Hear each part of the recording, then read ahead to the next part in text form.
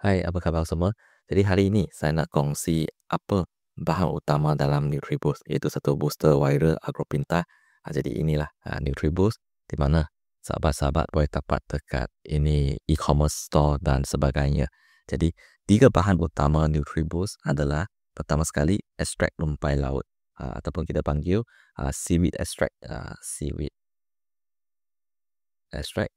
Dan bahan kedua adalah humic acid, ataupun kita panggil asid humic. Dan ketiga adalah asid amino.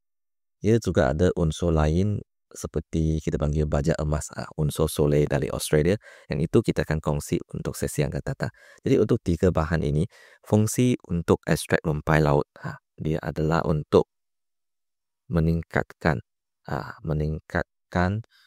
ini kita panggil pertumbuhan tanaman. Okay. Lepas itu yang kedua untuk humic acid, untuk meningkatkan struktur tanah dan penyerapan nutrien. Humic acid dia lebih kepada untuk tingkatkan kita panggil ini peritasi tanah.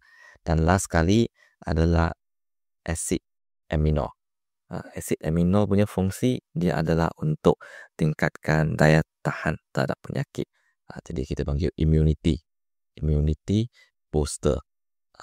Jadi inilah fungsi-fungsi NutriBoost, bahan-bahan utama dia yang dalam itu, dalam komponen produk-produk resepi NutriBoost. Jadi ini adalah satu yang sangat special kalau kita berbanding dengan produk lain dekat pasaran, kerana dekat luar tu banyak yang tak boleh tahu apa bahan-bahan dalam produk mereka. Tapi dengan NutriBoost, kita punya produk semua adalah transparent, di mana kita kongsi apa bahan, ingredient dalam produk ini. Jadi sahabat-sahabat, jangan lupa like, share dan follow. Terima kasih semua.